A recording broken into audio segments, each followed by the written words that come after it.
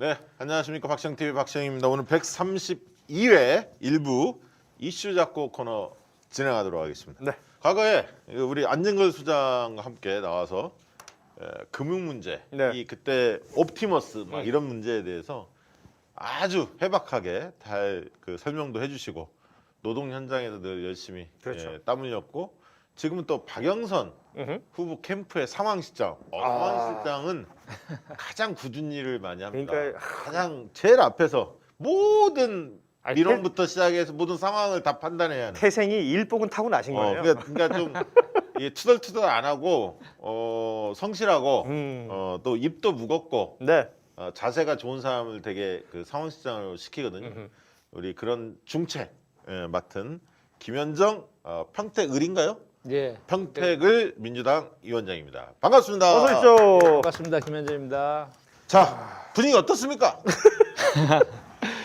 캠프에서 진단하는 분위기. 뭐 사실 그 LH 건 터지기 전에는 저희가 1월 26일 날 우리 박영선 후보가 이제 출마 선언을 했잖아요. 그때부터 쭉 이제 21분 컴팩트 도시, 휴직 정원 도시 뭐 이렇게 해서 그 소상공인 자영업자 관련된 거 뭐 청년, 1인 가구 관련된 정책들을 쭉 우리가 이제 만들어 갖고 발표하면서 쭉 이렇게 왔는데 저쪽은 계속 단일화 국면에서 계속 정치 선거 정쟁화 시키는 그 선거 방식으로 계속 이렇게 하고 있었죠. 네.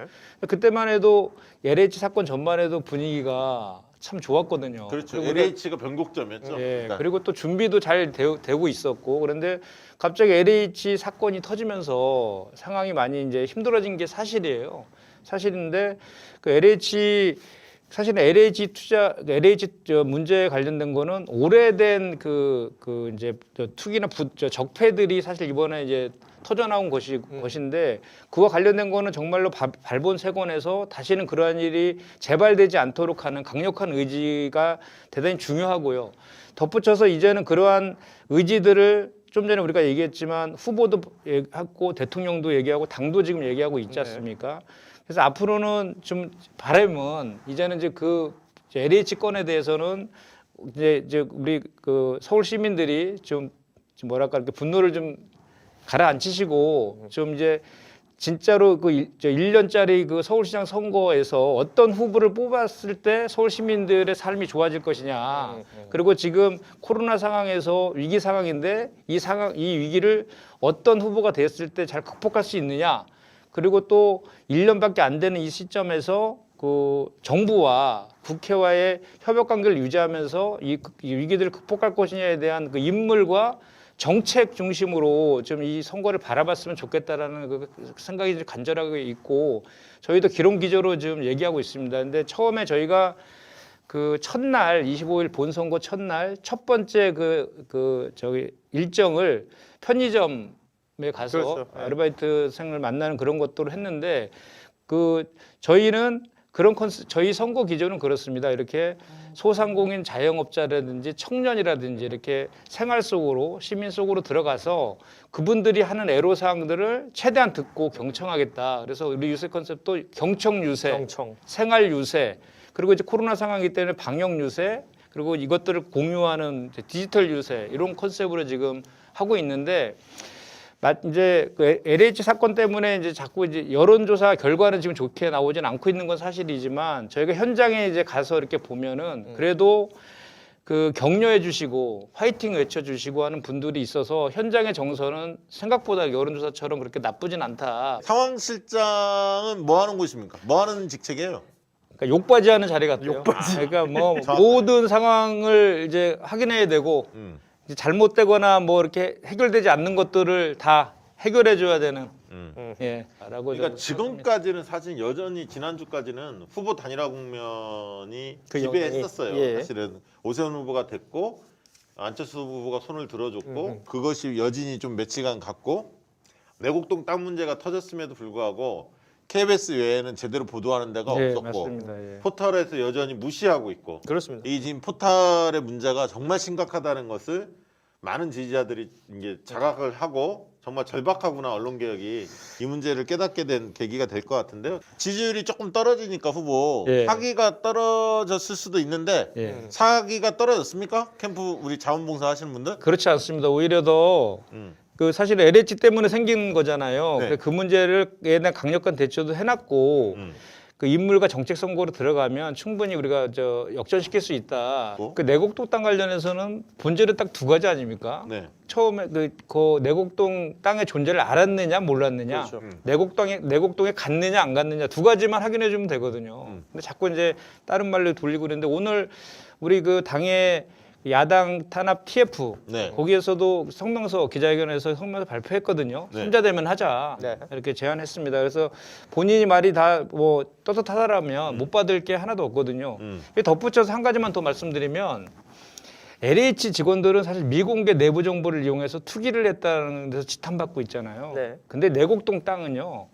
서울시장의 그 막대한 권한을 남용해서 그 이익을 편취한 거예요. 네네. 훨씬 더 큰 범죄고 그런 분이 지금 국민의힘 지지자들의 딜레마이기도 한데 이거 직접 저희한테도 많이 들려오는 얘기입니다. 부동산 투기에 대한 부동산 정책에 대한 정책 실패라든지 이런 것들을 심판하고 싶은데 정작 국민의힘의 후보는 부동산 투기꾼들이에요. 이게 지금 딜레마죠. 그런 후보를 뽑아야 되는 그러면 그런 시장이 되었을 때 또 그 시장 지위를 남용해서 똑같은 일이 재발되지 않으라는 법이 없는데 그랬을 때는 그분들의 실망이나 이런 걸 어떡하느냐 그런 것 때문에 고민이다라는 이야기들이 실제로 있습니다. 네.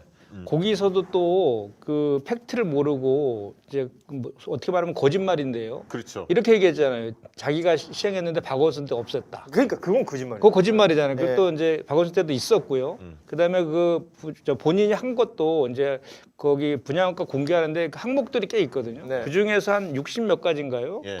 그렇게까지 그 동안에 이제 공개했었던 거를 우리 박영순 후보는 추가로 더 많은 거를 항목을 넣어서 더 많이 공개하겠다는 그런 취지인데. 일단 시행한 여부 그 자체도 그 틀린 팩트에다가 이 내용도 제대로 모르고 먼저 이렇게 얘기를 먼저 해버리고 수습하는 그 스타일인 것 같아요. 우리 박영선 후보도 이 부동산 투기와의 그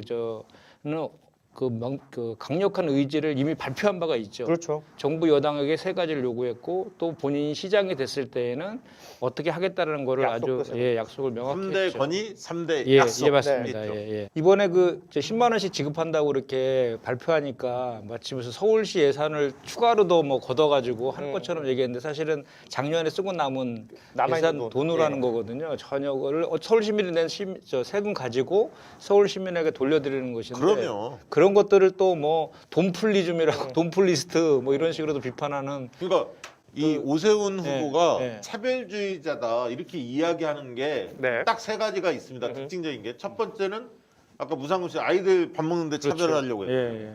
두 번째는 이번에 장애인 발언 강서구의 그 장애인 어울림 복지. 어울림 플라자 예. 그거를 지금 한참 건축 중인데 그걸 중단하겠다. 뭐 이렇게 나서 재검토하겠다라고 했는데 결국은 안 하겠다는 얘기죠, 사실은. 예. 언론의 문매를 받고 그 현수막을 띄었다고 합니다. 네. 예. 이 장애인 부분에 대한 인식에 문제가 있다. 그렇습니다. 예. 그리고 세 번째로는 재난지원금. 음. 이 전 시민들한테 주는 10만 원 재난지원금에 대해서 반대하는 입장이거든요. 그렇습니다. 위로금에.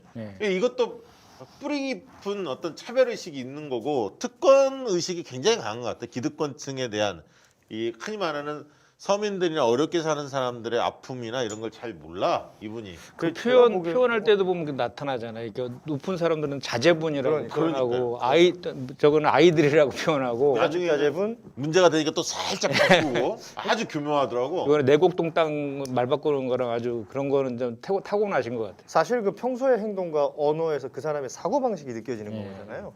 그런 어떤 발언 하나하나, 문장 하나하나에서 뭔가 느껴지는 바들이 있는데 오늘 저는 TV 토론에서 큰 말실수 하나 나오지 않을까 그런 생각 한번 해봅니다.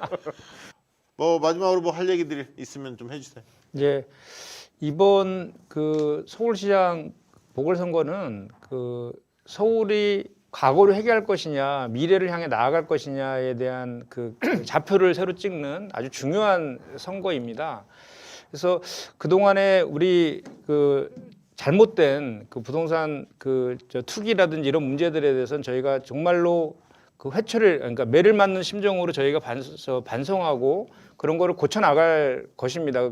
근데 그럼에도 불구하고 사실은 그 박영선 후보가 그와 관련돼서 그 원인 제공자는 아니지 않습니까?